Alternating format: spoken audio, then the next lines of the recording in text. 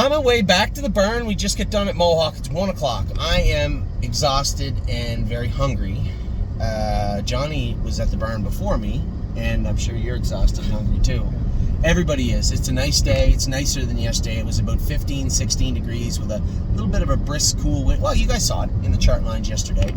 The same types of performances today resulted in faster times, stronger looking animals. It's just the way the weather was. It's a beautiful day today. The odd gust of wind here and there, but for the most part, it was a beautiful day at the races. We had our low points, Crantini making the break at the gate. I know James, he put the horse on the gate thinking that, he would behave, but with the horses coming in behind him, when I went an open house day without the gate, and when we had them out on the gate here, when we schooled them, I want to make sure that the horses come into the gate. And James, I think, falls into the trap that, listen, there isn't a person in Canada drives more horses than James McDonald. And you just fall into that routine where the horse feels good, put them up on the gate. And I think he wishes he had back both Enzo, are both, talk with him in a second, both Spitfire overseas and Crantini, but it happens. And it won't happen next week. He knows what the error was, and it'll be corrected by next week. Both the horses were fine. There was no issues there. It was a rare, and I'll say it because I can call myself out all the time. I think it was a rare mistake by James on both those horses. Not the end of the world, but as I said, I think ultimately the argument is, well, they're going to have to go on the gate at some point. Yeah, not today though. They don't be right up on it today. It's done. Turn the page on those two. Both are very fast, two of our best horses, and I suspect they'll turn in very, very good outings next week. Now I need Johnny's phone. I'm going to go to the results from today. I didn't know what to expect. We were coming off those 2-1, 2-2 miles yesterday. It was the first qualifier out the door. I had Enzo. James had Spitfire. We were trying to make sure everything was adjusted properly. I knew that I had Enzo screwed down tight today. I liked what I saw in the warm-up. I had a real good feeling going up, and it's not like we were racing for money, but you still want to have a good outing, right? A real good outing. Unfortunately, Spitfire made a very rare break going up to the gate. Enzo, I put him on the front, and quite frankly, training down, he had that one big move, but could he sustain it? Was he good on the front? Would he make a good racehorse? And obviously those answers weren't just for today, but indications, right? You see the glimpses and the indication of where he might be headed was well on display today. I crossed him over easy. He relaxed on the front end. 31-1, second quarter and 30 seconds. Now there was a little wind in our face and a little wind down the backstretch, so that's where you got that 31-1, second quarter and 30 seconds. Now again, third quarter was 28-4 with the last one in 29 flat. Earplugs in, and he was awesome. And you know what I thought was the coolest was pulling up. Matt Bax is behind me. I said, man, that's a nice horse you got there. He's a beautiful horse. I said, who's he by? He said, Father Patrick. I said, this is a Father Patrick too. So both of the Father Patricks looked exceptionally good in there. And I know James, as I said, wishes he had back. Let's see what the mile was with Spitfire actually. 3 seconds back at the half. So he's at the half in 1:04-1, and 1 mile in 2:1-4. Last quarter in 29-2. So his own mile was a good mile after being I don't know how far back was that horse at the start. He was quite a ways. I looked back coming out of the turn, and he was still on the run. Anyway, I suspect both Enzo may just head to Pennsylvania now. I think the horse is I don't know if he's as fast as some of the others. Now, it looked like he was today, the fastest mile of the day, probably, I guess, for a trotter. I don't know overall. Is he gonna beat up Spitfire? I don't know. Enzo is built to do his work now. Nobody wants to tangle with him right now, but we got a long year ahead of us, and I was super, super, super happy with what I saw from Enzo. And Spitfire overseas, as I said, a little hiccup, but nothing to be concerned about with this horse. Now, the second one, Gandalf the Black, I'd said to Danny the other day, we've had aluminums on him for 3 shoeings, which I don't really want aluminums on a 2-year-old pacer that long. It's hard on their feet, right? It's very hard on them. But I'll tell you one thing, we put the full swedges on him. He was not the same horse today coming out of the gate. Speed-wise, I had to hold them together the whole way. We went a mile in, so I'm at the half, 4.5 back. I'm at the half in 1:02 and 1 mile in 2 minutes flat. So last half, 58 flat, Last quarter in 28-4, and I couldn't even give him his head. James pulls up and he goes, "Oh, I didn't know you wanted to die today. I'm sorry." And we joke about it, but he was very rough. The horse, and it's not that, and I said this, I need to clarify it. Some horses like Captain in the Air just aren't that good. And we'll talk about him in a minute. Make breaks, make mistakes, but they don't look to work through it. That's one thing I can't say about Gandalf the Black. He might make a break. He might look rough. He doesn't want to.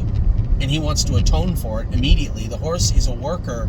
I love to see some horses just change in a dramatic way. Like, I don't think there was a worse horse I can remember in history than Gandalf the Black in January and February. Yeah. Right? If there was, he's top 5 for sure. And for him to just turn his game around, like the wrinkles, I can get the little wrinkle at him. We can get him around. But I have to ask myself, what's going on here with this guy that he needs to be got around? I think we'll go maybe for a set of egg bars on him next week. Put the aluminums back on him up front. Put brace bandages on him behind. Tighten that head pole up again. Tighten his hobbles up a hole. That way I can get him around next week. But man, you got to appreciate the speed of this horse. He pays 56 right now if we got the wrinkles out of him. They're weird wrinkles, though. They're not really lameness wrinkles. I don't really see a lameness issue. I don't see any acute issues with him. I think it's just growth, him growing up. But certainly no disrespect to the horse now. He's garnered my full respect when it comes to his work ethic. Impressive today, unimpressive on the track. But when you really break it down, slice it up, and take a look at what took place in the mile of Gandalf the Black, it really was an impressive mile. Then we went out in the third set. Tailgate buzz, James said, was so-so. Now, I think he was just a little bit flat. Johnny and I were talking before we turned the camera on here and phone on here, and he said, when we went to the open house, that horse had been in 16. He's got a little bit of a jump, so he might need a couple of qualifiers. Then if you rewind all the way back a couple of years and look at the way his two sisters qualified, Tipsy and Dixie was rather ordinary. Her first qualifier out, her second qualifier, and then she got into gear. Tie one on. I thought she was rather ordinary her entire life, and then all of a sudden we went to qualifier that last time at the Meadows, and I said, where did this horse come from? Same type of horse here, same type of engine, same type of model. I think that's what you're going to see next week. Rosita's Dream did his work well. You can't ask for much more than that. This is an okay little horse. Was over the half in 103, won a mile in 202 and 1 last quarter, 29 and 1. You don't have to extrapolate too much to find him fitting into the Sire Stakes in Illinois. Very happy. Is that this? No. Oh, yeah. Very happy with what I saw from Rosita's Dream tonight. A lot of growth to go with this horse. Mentally, he's still got to figure it out. I was happy that he wasn't too bullish at the gate. I was happy that he followed politely and quietly. Happy all around with Rosita's Dream. Come out in the next one, and I felt like a bit of a tool. First off, I was fuming at the gate when Crantini run. Like, I literally, you might be able to hear some profanity at the start. If you listen to the video quiet enough or loud enough, you may be able to hear some profanity at the start, and I can tell you who it was. GJ's ATM. Got to get this guy looked at. We had the vet look at him the other day, and x-ray that left hind ankle. Nothing found. Yeah, I saw him. Nothing found with the left hind ankle. I'm going to have him up to Melissa McKee's. Listen, speed and power-wise, I think if you even remotely look at a historical overview of Illinois in general, GJ's ATM is going to be a real player. Now, Rosita's Dream was good today. He's still not quite as good as, although they went the same mile virtually. I think that GJ's ATM is a better horse, but he's not a sounder horse right now. So we're going to take him up to Melissa McKee's next week. Dr. McKee's going to have a look at GJ's ATM and tell me what she thinks. I think it's a little bit right front, and a little bit more than right front is left hind. So we just have to work on. On him. Listen, she might come back and say, geez, Anthony, looks like there might be an OCD. Then we're going to have to address it at that point. I actually hope there is. I hope there is an OCD in his hawk. I really hope there is. I don't see it. I know when Angelica looked at him, and she doesn't have a fluoroscope, and I only asked her to x-ray the ankle and the pastern and the foot area. Nothing was found there, and that's good because those are some of the more serious trigger points. The hawk, virtually whatever's going on with the hawk, whether it's a spur or an OCD, it can be addressed. And I don't see it in the stifle. It may just mean that he needs some work done on his stifle, but I don't see there being... His stifle's not generally something where an OCD would pop off during training. right now. Maybe I'm wrong in saying that. If there's a vet out there, I've never seen it. Anytime we've ever had an OCD pop up in a horse in his stifle, it was always present at the yearling sale or right after. We never saw a horse trained down. They say, he shook an OCD loose in that stifle. I've never seen one, but that certainly doesn't mean it's not possible. Either way, whatever's going on with GJ's ATM, it certainly didn't slow down the power outage. He went to the front and then just green went to sleep on the front end of that horse that was pulling up. He was pulling up in the last turn. I went around him, and then mine was pulling up coming down the lane, and he went back around me. So GJ's ATM still powerful. Both those colts will fit in great in Illinois. Go to the 6th one, Captain in the Air. I think that's about it. That's about as far as we're going with Captain in the Air. He lost a shoe going by the half. He still won his mile in 2:3 and 1, 30 seconds, 31 on the end of it off a half, and 1:01 and 4. There's going to be somebody out there who want Captain in the Air. It's just not me. It's not that I dislike the horse. He's just not going to fit in at the stable. He's not the only one. There's a couple more we're going to talk about. That's the 6th. How do I know? Just go like that. Never mind. Then we went to the 7th race. Twin Cedars All-Star went good, but I'm going to be completely frank with everybody. I think we should probably put Twin Cedars All-Star up for sale. Illinois is a pretty small jurisdiction, and we have 2 trotters that can beat him. His qualifier was adequate enough where people might want this horse. I just don't. I see a box of glass, and it's going to become broken at some point. This guy in the warm-up was not good in the warm-up. Mario did a phenomenal job getting the horse around, did a good job, and the horse wanted to do it. And all props to the horse, too. Twin Cedars All-Star did his work, but I think this might be as far as we go with Twin Cedars All-Star also. And his little buddy in there anchors up. That horse is the biggest horse we have now. I didn't realize he got that big.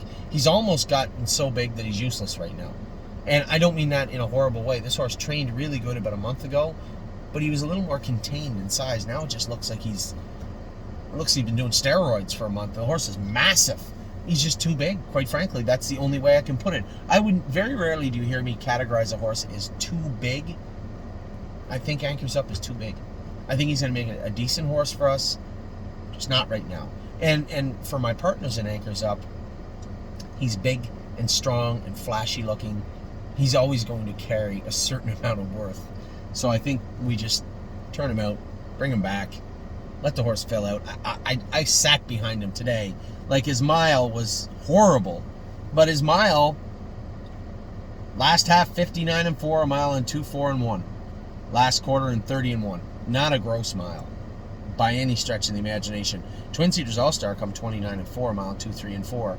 But Twin Cedars All-Star is different. He's built the race right now. He's just okay. Anchors Up is built the race later on, and I think we really need to be honest with ourselves in saying that. The horse is just too darn big right now.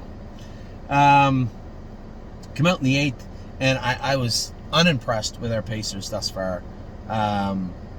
Olchek, my hopes for him weren't dashed, but I'm like, just show me what you got. And I was pleased, for this horse to get away 8 lengths back. So he's at the quarter in 32 and 1.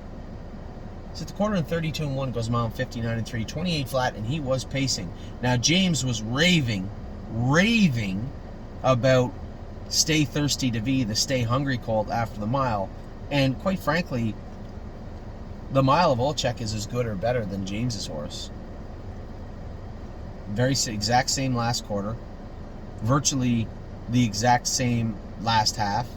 His was a little faster, and the last 3 quarters was a little faster, but I'll be honest, take nothing away from Olchek. He's got a better throat mechanics than his sister, Miss Brampton Beast, who had speed but couldn't breathe. He's got a better work ethic than his other brother, Adrenaline Rush. This is, and we said this when we bought him, this guy's built better than both. His work ethic is better than both, and I think he could be better than both. Now, it's not like either of them were killers, but they were okay horses. Olchek impressed me today. He impressed me today. I was thoroughly impressed with Olchek this morning. Now, may lose control. I know Bill's going to say, where are we going to race him? I mean, Bill, 2-1 and 3 last quarter, 29 and 3 last half in 58 and 3 is a good mile, but it's not getting you anything. I think may lose control is probably destined for another small stable somewhere in Ontario, and I think that's only fair. That's not to say anything about the horse. He's just not good enough. There's nothing wrong with that. It's just the way it is. So may lose control will probably be listed on the preferred online sale. Not this Monday, But the following Monday, we have a number of horses that this is the time of year. And we'll talk about another one. I'll talk about him later on because I'm going in order here. Next qualifier was the most impressive of the day, aside from Enzo Guayo, who was...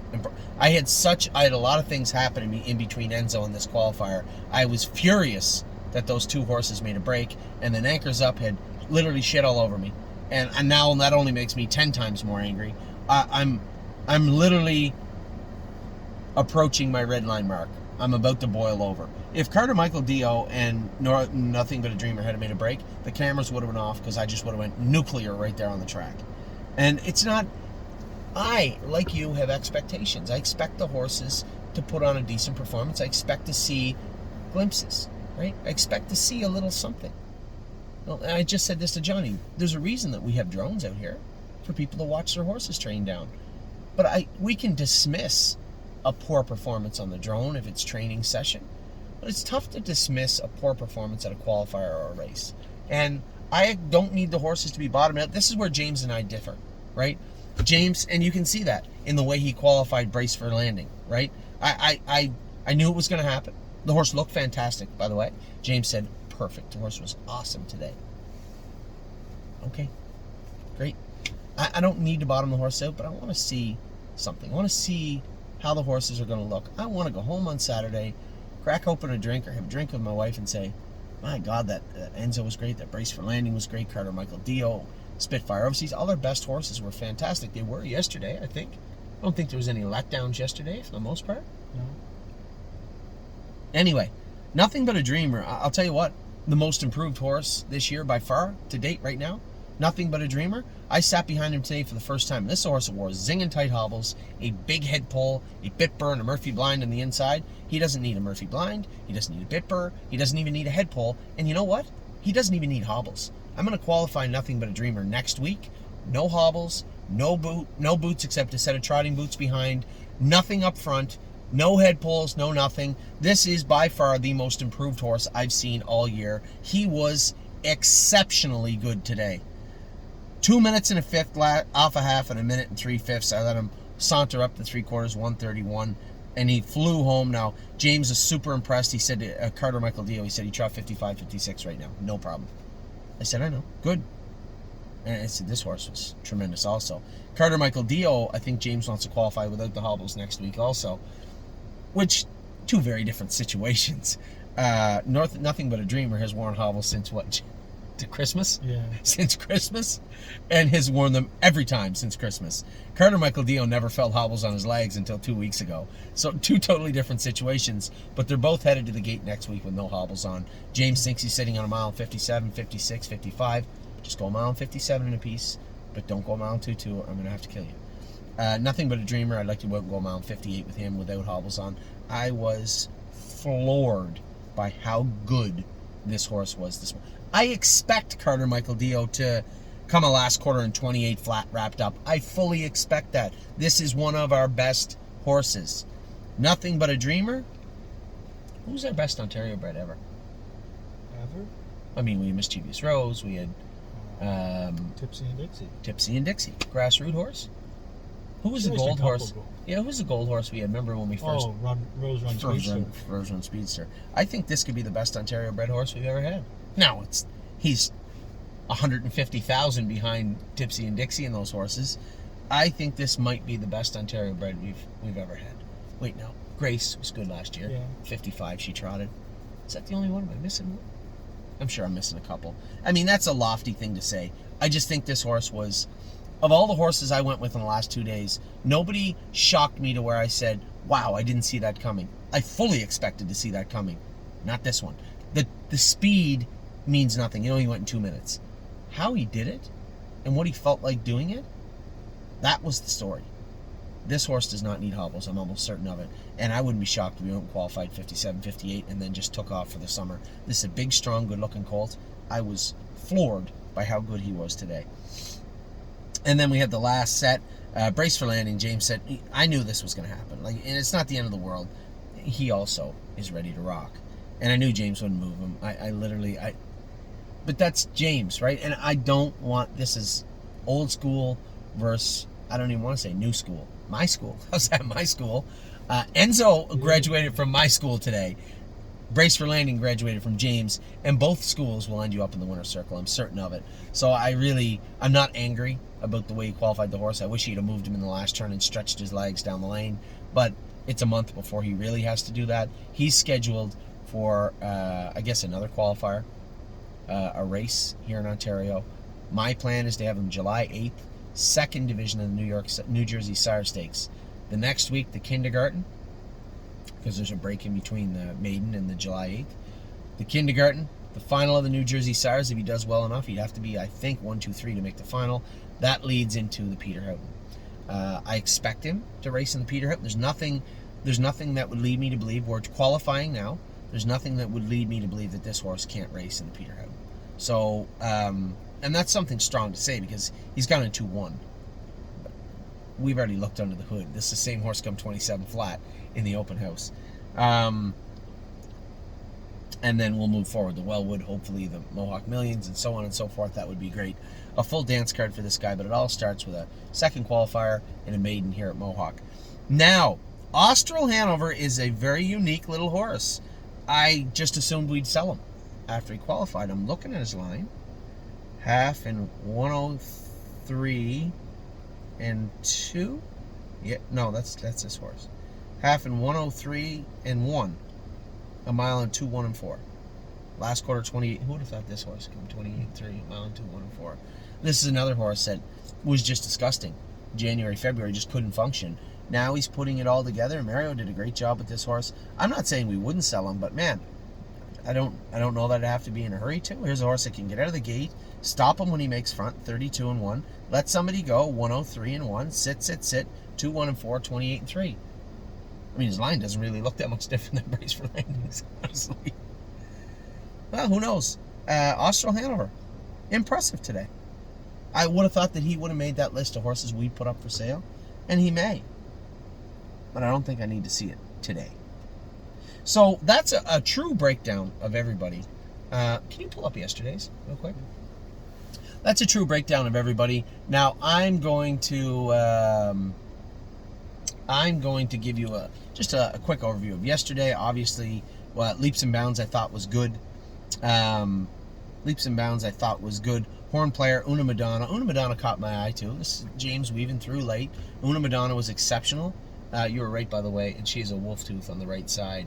The vet's coming to take it out on Monday. So Johnny had said after, he said, hey, remember, you warmed that horse up on open house day, said she was on the right line, changed her equipment, put a Murphy blind and a jawbreaker and a line pull on her. I forgot that. And she did have an issue with her steering, but I believe it was, I said that to James, I said, was she off? He said, no, but on the right line, hard. I said, get her mouth checked. The vet checked her yesterday. Her teeth are sharp, and she believes she has an impacted wolf tooth on the right side. So we're going to pop that out of her. Horn Player was exceptional also. It's hard to get a gauge on a horse like a Horn Player. Horn Player was just floating along on the front end on a cool day with a pretty decent headwind. You know, comes 29 and 2. She's just an exceptional filly. And Una Madonna just absolutely lights out. She's heading to Kentucky. She's going to go Oak Grove, Red Mile, Red Mile, Red Mile. She's going to stay down in Kentucky virtually till hopefully the Breeders' Crown here in Canada. But Una Madonna will be heading to Kentucky. And then we went through the next one. We went Mo Power Baby was exceptional yesterday. She was awesome. There's a filly heading to Indiana. Cutie Cumber, we're going to pump the brakes with her. No rush with this filly. This was one of our best fillies training down. Where that fifth gear has disappeared to, we will find it, and we're in no rush to do so. If she's just not... I watched the horses yesterday. Like you saw them when we were walking up to the trailer. They're playing and squealing still. Cutie wasn't. After the mile, when we bathed her off, I walked by her 3 times. She was just hanging her head in the crossed eyes all 3 times. She's just not on her game right now. And I can't tell you why. It's not lameness. It doesn't appear to be lameness to me. We'll get to the bottom of it, but until then, she's in limbo. She is in a holding pattern, much like, and people might say, oh, that's your speak for she's no good. Just so we're clear, there was a horse in the exact same pattern as this filly. Didn't qualify him last year. I didn't qualify him until August. 3-point blue chip. Was in the exact, there's a super talented colt that was not ready to qualify. Speed-wise he was. If you go back and look at my videos from last year, before 3-point blue chip was 3-point blue chip, go back and look at my videos, and I kept saying, he's there speed-wise, Mentally, he's not. Well, this filly is there speed-wise, or was. She just hasn't been able to take that next step. And I'm not in a rush. Cutie Cumber's not going anywhere right now. And make no mistake, her talent didn't just evaporate. Went, oh, guess she can't go anymore. It's in there. She's just not on her game right now. And then in the 6 chocolate for lunch, that was a bit unfair, that filly. We changed her hobbles, let her hobbles out. We'll put earplugs on her. We'll put a snake quarter, a mini bit on her next week. That mile really sucked. You know, for that filly to go in 2, 5, and 3, she was better than she showed, and that was unfair to her. You guys will see it next week. She'll come back with a 58 or 59 qualifier next week. I like this filly. Tactical Mounds is good. She's getting the hobbles this week. I just don't think she's pliable enough to be an effective stake horse just yet. That's, at least, I think maybe that I'm not articulating myself well enough. I had to watch her at the gate. I had to watch her go into the quarter. If you watch, I stayed back a little bit with her. I would like to be able to put her nose on the gate, let her trot out of there, follow a horse close, attack when I want to attack. And I think we may need the hobbles to do that. Never had them on in her life, and that may come with a shoeing change too. But that will all take place this week. Cunning Connie was good. James said she actually was good. I thought he'd come off and say, bah, she's just a horse. He said no, he liked her. 2, 3, and 2. 31 and 4 is a little weak on the end of it, but as I said, that wind affected the horses in a different way. If you get her right up on top of somebody and have her racy like a race horse, she'll go back and look at Open House Day, the way I drove her. She was really, really good that day. I think this will be an effective Ontario filly also. That was the 8. Oh, we didn't have anything in later than that. That was the last one, was Tactical Mounds and Cunning Connie. So we went through a ton of horses this week. I don't know that a whole bunch of them need to come back right away. We will requalify some, though, next week. And in Ohio, we have those 6 that made breaks in Ohio that need to be screwed down a little tight. I'll be going with them myself next week. So with that, that's a pretty in-depth look at everybody that went behind the gate. I think if I was going to put you on the spot and say quick top 3 horses last 2 days, go ahead. Who are they? I guess Enzo. And really? Okay. Carter, yeah. I guess I should throw a filly in. It's up to you. I'm trying to think who was. I'm not helping you. Una Madonna. Una Madonna. I think that's fair. I'm biased when I say Enzo. Everybody heard me. I was super thrilled with Enzo because, you know, James went with him a couple of times, said, I just think he's a horse. And I had talked myself into thinking, and I'd even said to my partner, John Lord, said, hey, you know, I think maybe even if he's a stallion horse, he's a $17,000 yearling, it's impossible to lose on him. If he's a stallion horse, he'll be a super nice horse to drive, and he is. He is like a Cadillac, but what he did this morning would certainly make you believe that he is a sire stake horse. So, yes, Enzo, I think you're right, Enzo Carter, Una. And Ronnie's horse. Yeah, Nothing But a Dreamer was fantastic. Yeah, he beat Carter. Nothing But a Dreamer was fantastic. I think we'll be talking more about him in the future. And Brace for Landing was awesome too, but he didn't show him off. Yeah. That's great. He's wonderful. It's a nice car you got, but until you see you driving on the road, it's just a pretty ornament. So, yeah, I was happy. I think if you go back and look at our top 10 list from the spring and all the horses we talked about, they showed up today. I can't think of anybody. There's going to be people out there saying, I was let down. But you're probably let down by a horse that you knew had the May Lose Control. If you were let down by May Lose Control today, that's on you, not us. May Lose Control is a nice little horse. That's a good qualifier for him. He's going to race in the Prospect Series and overnights, and he's going to do somebody some good. He's just not a stake quality horse. Then you look at Captain in the Air. I've been telling everybody for 2 months now. He's going.